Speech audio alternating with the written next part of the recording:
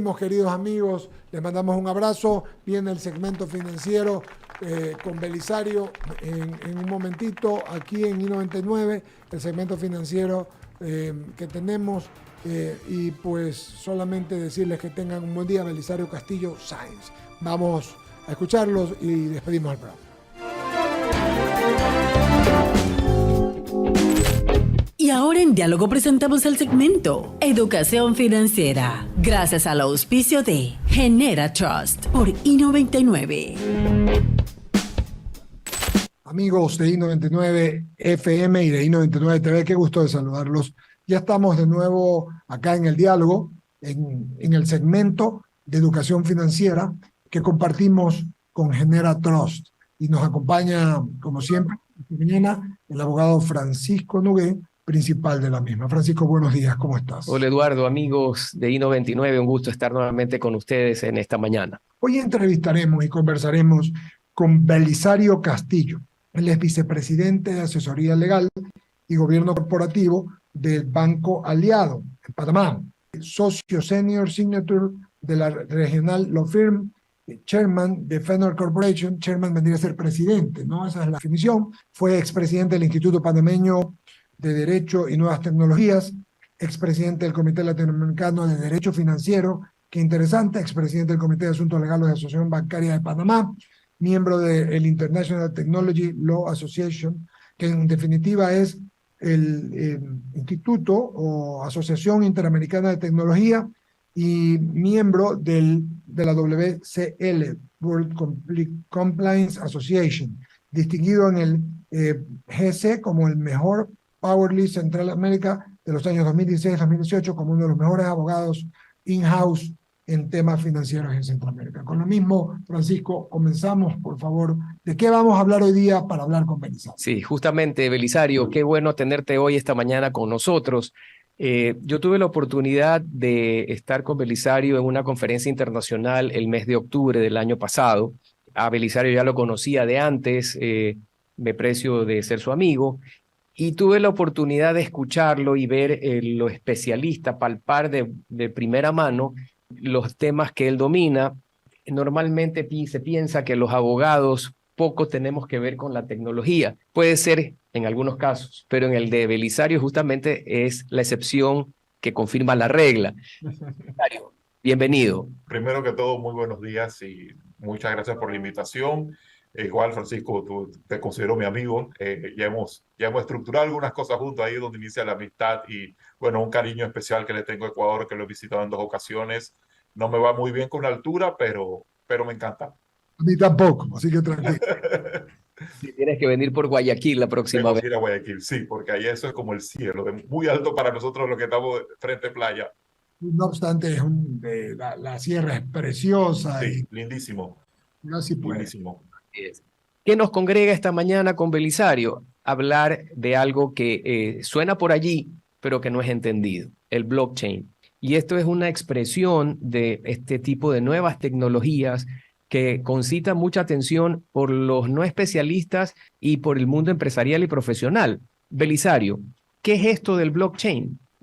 Podemos hacer una traducción literal al castellano que poco o nada aportaría a esta suerte, como dicen algunos, de Excel mega avanzado. Una, y dos, de que siempre hablan de la misma palabra y mucha gente no pregunta porque no quiere pasar por que no sabe. Queda callado y escuchas y no sabes. No, mira, con mucho gusto. Yo voy a explicarlo como yo lo aprendí en idioma de un abogado banquero. Mira, nosotros estamos acostumbrados a utilizar sistemas centralizados. Un sistema centralizado, un sistema que depende de vamos a decir, de un CPU, un master CPU, que es el que desarrolla todo un tipo de tecnología. El blockchain o la cadena de bloques, lo que es un sistema completamente descentralizado, es decir, son muchas computadoras que se unen para realizar una labor. ¿Qué es lo que conlleva el blockchain? ¿Qué es lo que hace el blockchain? Una revolución digital que nos lleva a nosotros a la nueva era, al Internet de las cosas. Antes del blockchain, nosotros estábamos en el Internet de la información. ¿Qué significaba eso? Que si yo le quería mandar a Francisco una copia de una presentación mía por PowerPoint, yo solamente le doy un correo electrónico y él recibe una copia de la presentación que yo tengo original. Con el blockchain, lo que se logró fue el Internet de las cosas, fue enviar la misma cosa. Es decir, si yo tengo ahora mismo una presentación y yo le envío esa presentación a Francisco en una cadena de bloques, yo le estoy remitiendo a Francisco el original de la presentación y ya yo me quedo sin él. Y esto nace el Bitcoin, es decir, se da una transferencia en la blockchain electrónica de activos digitales que anteriormente no se podía realizar. Entonces, ¿por qué uno habla de es descentralizada? ¿Por qué? Porque no existe, como lo dije, un computador central. Entonces, ¿cómo podemos entender esta descentralización? Yo siempre pongo el ejemplo del Napster. Yo no sé si se acuerdan de Napster, que era una plataforma que uno bajaba música.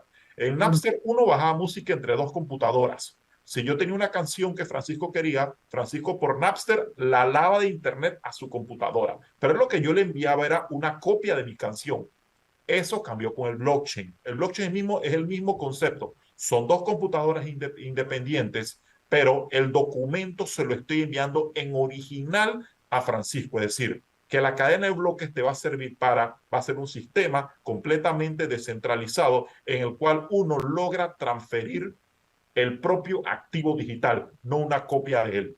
¿Qué garantía nos da esta transferencia de activos digitales, por ejemplo? Hoy que se conoce la vulnerabilidad de las redes en función de todos los ataques que se reciben de hackers y los virus que incorporan en los sistemas. ¿Qué garantía ofrece del blockchain que ese documento que tú, siguiendo el ejemplo que me planteabas, que tú me transferiste el original, yo no lo adultere, yo no lo cambie, y inclusive desaparezca el autor original, te quite la autoría de ese documento? Mira, eso es interesante porque cuando uno hace una transferencia, para uno poder hackear una blockchain, tiene que hackear el 51% de una estructura que está completamente descentralizada en un corto periodo de tiempo. ¿Que es posible? Sí. ¿De qué es probable? Poco probable. ¿Dónde se dan la mayoría de los hackeos? La mayoría de los hackeos en blockchain no se dan sobre la blockchain, se dan sobre los contratos, sobre los smart contracts, contratos inteligentes. Los smart contracts, contratos inteligentes son automatizaciones, para entenderlo bien, son automatizaciones de proceso. Ellos son los más vulnerables a hackeos, o la otra parte, que se hackea a la propia persona, es decir, que uno tenga las claves privadas de esa persona, de la blockchain de esa persona, y le saque la información. Pero la propia red, no he visto un hackeo a la red. Sí he visto muchos hackeos y la mayoría son por razón de que la persona no cuidaba de la mejor forma sus claves, o que el más famoso de todos, que fue un hackeo, cuando fue de DAO, es un ejemplo que se da mucho en este mundo, que fue la primera sociedad, vamos a decir, una sociedad descentralizada sobre blockchain, y el hackeo se da en el smart contract que hacía una operación dentro de una DAO. Entonces, esos son los dos aspectos más vulnerables. El primero tiene mucho que ver con nosotros mismos. Nosotros tenemos que ser custodio de nuestra documentación en sistemas centralizados o sistemas descentralizados. El otro es propio de la estructura. Entonces, es siempre importante cuando uno está haciendo desarrollando un proyecto sobre blockchain, ponerle mucho énfasis, perdón, a los ataques hackers que se van a dar en los smart contracts. Solo una consulta, Belisario. Conversando esta mañana con Belisario Castillo, es un abogado experto panameño, querido amigo, experto en temas de tecnología. Como bien dice Francisco, que es difícil que un abogado tenga una expertise así en el segmento que tenemos con Genera Trust de educación financiera en el diálogo por I99 FM. Solamente lo siguiente, es decir, hoy se dice que todo es susceptible de hackeo. Sí. Lo que está diciendo Belisario es que hay menos posibilidades en el blockchain si tú tienes, si tomas todos los correctivos y todos los correctivos para que no pase, como no compartir clave y como tener todo previsto para que esto no suceda. ¿Es lo que te estoy entendiendo? Sí, sí. La blockchain es lo menos probable de hackear. Lo más probable de hackear son los desarrollos que se dan sobre la blockchain. El smart contract es un desarrollo sobre una blockchain, es una automatización de un proceso sobre una blockchain. Ellos son susceptibles de hackear. Lo otro son los wallets, pero los wallets cuando se hackean es porque uno mismo el dueño del wallet. El wallet son, los wallets son donde uno custodia sus documentos que están en blockchain, que uno permita a un tercero que tenga entrada a tu wallet. ¿Cómo uno permite que una persona tenga entrada a tu wallet? La manera más sencilla es, muchas personas que van y utilizan internet inalámbrico, de estos que son gratis en restaurantes, en aeropuertos, en hoteles, ahí es la manera más fácil que te hackeen. Caracho, es una buena que no la... Sí, por eso es que yo antes los utilizaba, pero ahora, digamos, cuando voy a Ecuador, ya yo no utilizo el internet del hotel donde estoy en Ecuador, sino que lo que utilizo es los datos que tengo yo de Panamá, porque los datos que te da la señal de tu empresa de telefonía son mucho más difíciles de hackear. Será materia de otra entrevista, en todo caso, para seguir conversando de eso. Y Belisario, alejándonos un momento de la parte de la macroeconomía y viendo qué posibilidades da el blockchain a nivel de las empresas, ¿cuál creerías tú que son las ventajas, por ejemplo, para la banca o para las empresas cuyas transacciones se pueden hacer vía este sistema de seguridad contractual? Mira, primero la rapidez. Hay un tema que en verdad fue lo que a mí me hizo iniciar a estudiar esta tecnología, era la rapidez de las blockchain. Las blockchain te pueden transferir un Bitcoin, por poner un ejemplo, en 14 segundos, un Ethereum en 7. Y las propias blockchain, sobre todo la Ethereum, se mejora para que esta trazabilidad y sobre todo escalabilidad, que digo, hacerlo muchas veces, se vaya mejorando. Por otra parte, el sistema SWIFT no te hace las transacciones en ese tiempo. Si yo quiero hacerle una transferencia a Francisco en Ecuador, yo tengo que ir a mi banco lo manda al banco corresponsal que yo tengo en Nueva York, el banco corresponsal mío en Nueva York se lo manda al banco corresponsal de Francisco y después llega a Ecuador. Eso puede ser 24, 36, 48 horas y si Francisco y yo tenemos algún nombre, algún capo de Sinaloa, bueno, entonces nos hace una debida diligencia ampliada y es dinero que está en el aire hasta que se cumpla con la debida diligencia de que nosotros no somos esa persona. A través de la tecnología blockchain todo eso se supera.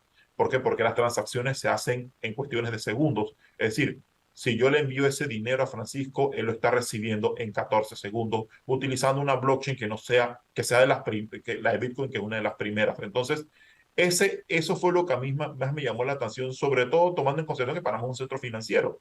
Hacer un centro financiero, uno quiere dar respuestas rápidas y el comercio internacional uno desea dar respuestas rápidas. Entonces, esa es la mayor virtud de la blockchain.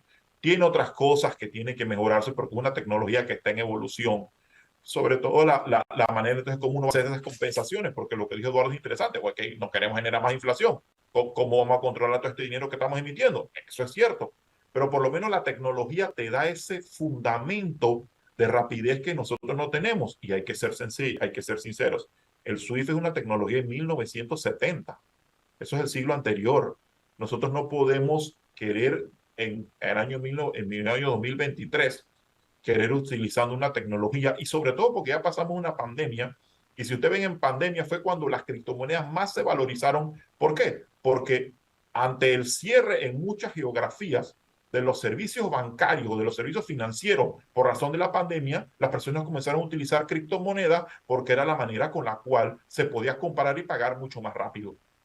Qué interesante y lo que se nota de lo más didáctico, muchísimas gracias. Y tú vas justamente con este último ejemplo que diste, esta explicación, se queda claro de las innumerables posibilidades que existen aplicadas a distintos tipos de negocios y la rapidez y la disminución de costos operativos. No solamente es la satisfacción del cliente por el corto lapso con el que recibe el servicio o la acreditación en cuenta, porque ojo que hay muchísimas más aplicaciones, no solamente en la parte financiera. Algún otro rato podremos platicar sobre los smart contracts. Pero en definitiva, esto es parte de la revolución que estamos viviendo en los últimos años, de toda una aceleración de los procesos, de los servicios, del procesamiento industrial, de la entrega de los bienes, de la logística, que ve cada vez más reducidos los tiempos, mejorados los procesos y por ende la calidad y la percepción que tiene el consumidor final. Belisario querido, agradecerte la amabilidad y la gentileza. Creo que quedan de verdad para hacer otro programa. Quizás va a generar mucha inquietud. Vamos a volver a conversar con el favor de Dios. Nos vemos pronto. Te agradecemos tu gentileza y a todos los que nos están viendo y escuchando, decirles que estuvimos con Belisario Castillo Sáenz, abogado, experto de tecnología panameño y dirigiendo el programa, codirigiéndolo con quien habla Eduardo Mendoza Paladín, de Francisco Nuguet. Un abrazo, querido amigo. Belisario, muchas gracias y saludos en Panamá. Un abrazo y muchas gracias por la entrevista y cuenten conmigo siempre. Si lo ves a Rubén Blades, mándale un abrazo de parte de todos los ecuatorianos. Con mucho gusto. Hasta luego. Esto ha sido Educación Financiera, gracias al auspicio de Genera Trust. En I99 hemos presentado su programa de opinión y noticia, Diálogo.